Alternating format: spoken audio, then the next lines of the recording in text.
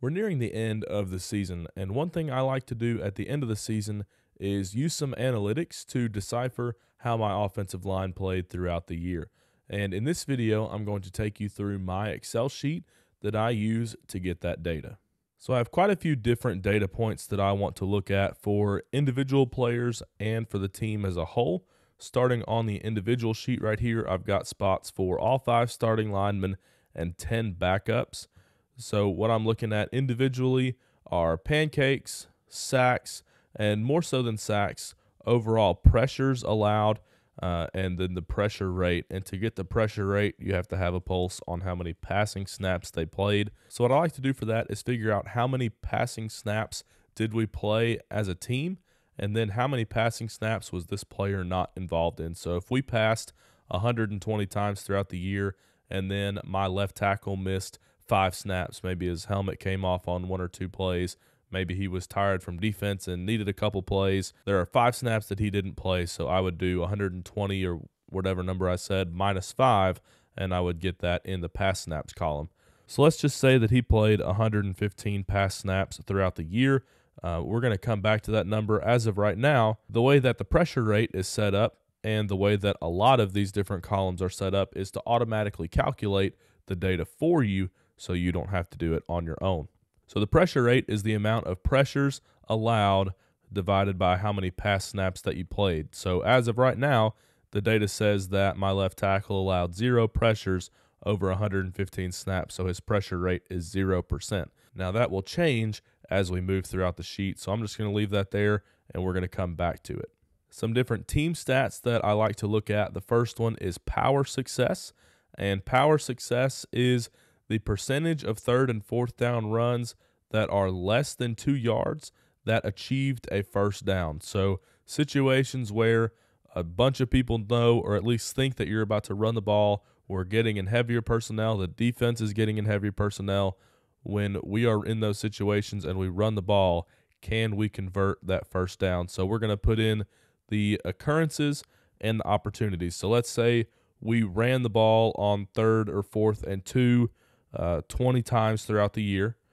All right, and then let's say that we were successful on 16 of those times. We would have an 80% power success rate.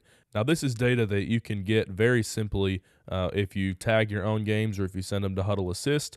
You can have those different columns put in for you, and you can go either run a report in Huddle Classic, or you can go to New Huddle and go to Analyze, and you can click, offense. I want to see every 3rd and 4th down run, and then every one from 1 yard, from 2 yards, and then you can see how many yards you gained and gauge how many times you got more than what you needed as the occurrence there, and then your total clips as your opportunities. Stuffed percentage is the percentage of runs where your running back was tackled at or behind the line of scrimmage. So your opportunities would be any run play. How many run plays did we run? Well, we might have run 450 run plays. And how many times did those runs basically not get past the line of scrimmage? Let's just say 20.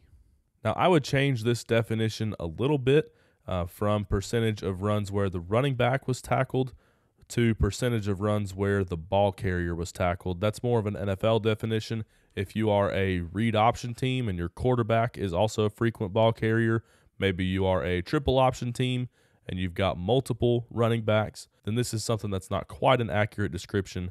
So what I would do is occurrences. I would just go filter to all the run plays, and then I would see how many total run plays we had and how many of them gained 0 or less yards, and that would be my occurrences. Pressure percentage is going to be the overall percentage of pass plays in which the quarterback was hurried or sacked. So the way that I kind of term that is anytime the quarterback gets moved off his spot. So there's a rusher coming in and the quarterback has to evade him at all, that to me counts as a pressure. If he gets to just stand up in the pocket and deliver his throw, unless he's getting hit immediately after it throws, then it doesn't count as a pressure to me. You'll notice that I can't click these boxes. These are linked to other cells in other sheets, so this is going to automatically calculate for you. This page is meant for a more team overall, just kind of a one-pager, even more so like a quarter page because there's only 5 stats on here. but it's meant to just kind of encapsulate everything, and we're going to add these as we go. Pocket time is kind of in the same vein as pressure percentage. This is the amount of time from the snap to the throw, or at least from the time that the pressure arrives. So these are blacked out because there aren't occurrences or opportunities. This is just going to be an overall average. Again, this stat is going to be linked somewhere else in the sheet based on the data that we put in there. It's going to pop up right here. And lastly, my favorite offensive line stat right now is adjusted line yards. And this is the amount of yards that the offensive line is worth on any given run play. Let's go ahead and click over to the adjusted line yards tab so you can get an idea of it.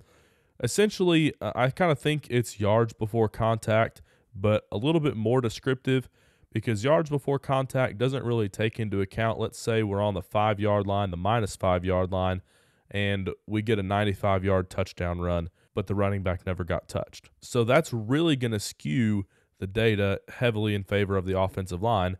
Maybe we're only getting to the line of scrimmage before contact on 9 plays out of 10, and then we get that 95-yard run play. That's really going to skew that data. The offensive line is not that good. But adjusted line yards takes that into account. So what it means is the closer to the line of scrimmage, the more the offensive line is responsible for each yard gained. So let's start with 0 to 4 yards from the line of scrimmage. The offensive line is responsible, according to this stat, for 100% of those yards. Me or you could go behind our offensive lines and get the same amount of yards, is essentially what it's implying. Now, I know that's not true. That's just the implication of the stat. It's not perfect, but I do think it's better than yards before contact. For 5 through 9 yards past the line of scrimmage, the offensive line is responsible for 50% of those yards, but it's kind of like taxes. It only counts on those above the 0 to 4 yards. So on a 5-yard run play, they're still responsible for the first 4 yards, and then they're just halfway responsible for that 5th yard. So you can see the adjustment right here is it's worth 4.5 points.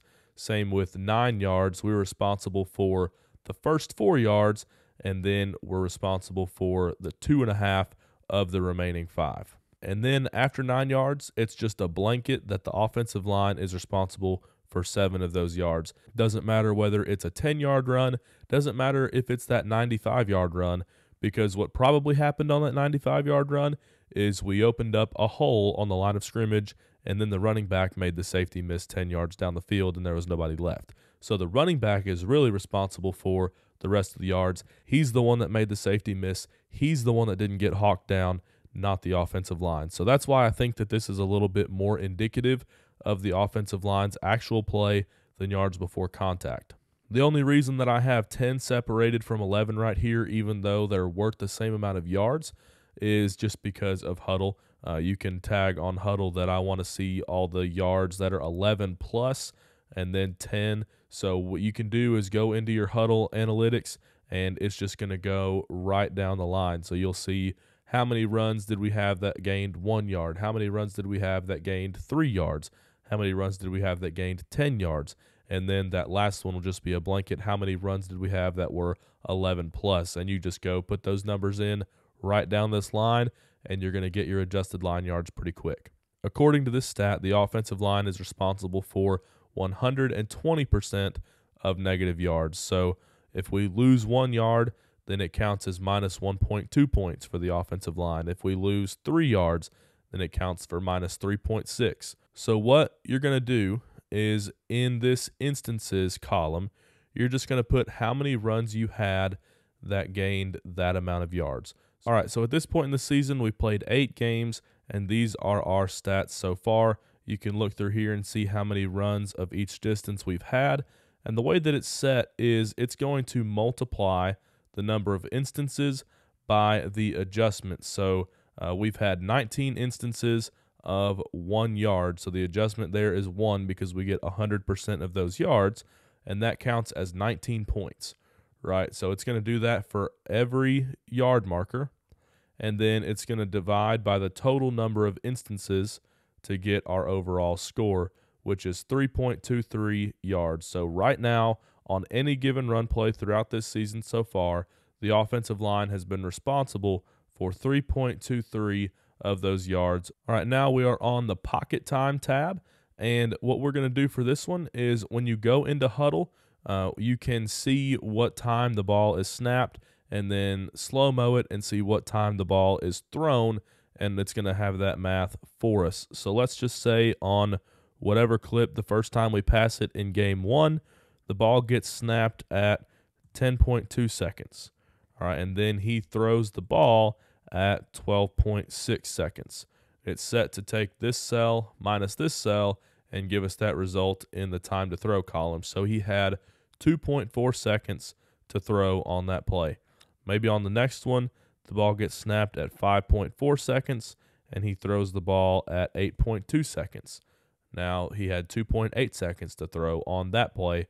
And then this average is going to keep updating.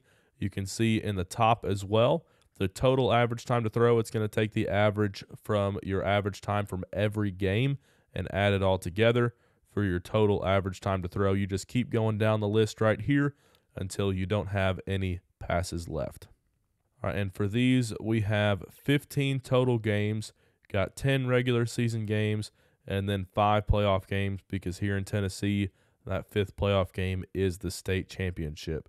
So there's nothing else after that. And it's going to take the average of every pass that you've thrown throughout the whole year at the very top of this sheet right here. Total average time to throw, 2.6, just based on these 2 data points. Moving into the pressures tab, this is also where we're going to tally our sacks. And what I like to do here is actually put in the clip where the sack happened. So I'm not going to call out any of our teams. So let's just say we're playing the Rams and we gave up a pressure on play 1. So it'd be LAR clip 1.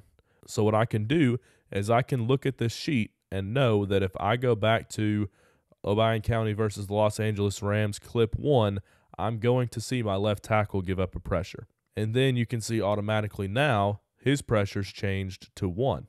Like a lot of other things, these are all set to change automatically based on the data that you put in. Now let's say on play 15, he gives up another pressure. Okay, now we've given up 2 pressures. Still no sacks, just pressures. Now let's say on play 23, he gives up a sack. All that you have to do in that scenario is add the word sack to the column, and it's set to be looking for any time that sack is spelled out, and that's what it's going to count. So if they actually give up the sack, you type in sack. If they don't, if it's just a pressure, you just type in the name of the team that you're playing and the clip number so you can go back and find it later. Pancakes, you'll notice, are very similar setup to the pressures, and I like to keep track of them the same way. Let's say maybe on play 2 against the Rams, my left tackle pancaked the defensive end. All right, let's say maybe he did it again on play 20. Again, above it, it's going to automatically be counting for every player on the sheet. And then what we can do now is we can go back to our individual stats, and we can see all these zeros for our left tackle have actually turned into their stats. So we put in 3 pressures for our left tackle, and we're just going to do this for the whole season, right? So maybe he didn't give up a sack in week 1. There's just nothing here, but his first sack was in week 2. It's going to go in this first blank right here, and you're just going to keep a running tally throughout the season of how many sacks or pressures you've given up. So now we can see we had him down for 2 pancakes, we had him down for 1 sack and for 3 pressures, and then we had him set for playing 115 pass snaps, so his pressure rate is 2.61%, which would be 3 divided by 115. And all this is done automatically just by you putting in that data on what you saw. So there's not much for you to put in on this first individual sheet except your player and their number. The rest of it is set to do automatically except for pass snaps. So this is meant to kind of just be a one-pager of your offensive line's individual play, very similar to the team tab right here that we can also now see some other stats. So remember, our pressures earlier just had double zeros. We put in 3 pressures because they were all on our left tackle right here. And then the total attempts are calculated based on how many attempts you put in on the pocket time spot. We've got a pass attempts line below the average time to throw for each game. So this is set to add those up in the team tab. We only put in 2 opportunities, and somehow we gave up 3 pressures on that. So we have a 150% pressure rate just based on the numbers we put in. Now, the only time that this math might be a little bit faulty is if you have multiple offensive line give up pressures on the same play. it's not going to take that into account. So if you have multiple offensive linemen that give up a pressure on the same play, just note that this is going to be an inaccurate stat. But if it's only one offensive lineman that gives you pressure, then this is going to be pretty accurate for you. Pocket time and adjusted line yards are simply just copying the overall stats that we've seen on theirs, again, just so we can kind of get all this information for your team on one page. So if you want to dive into your offensive line's analytics to really get a pulse on how well they played, you can visit the link down below and download it off of CoachTube. And while I know that there's a large talent gap in high school versus the NFL, you'll notice that I did have some of the NFL averages on there. And since I took over the offensive line at my high school now, my offensive line has been better than the NFL average from 21. And if you want to know some of the ways that I've helped them be set up for success, be sure to click on the screen to watch this next video.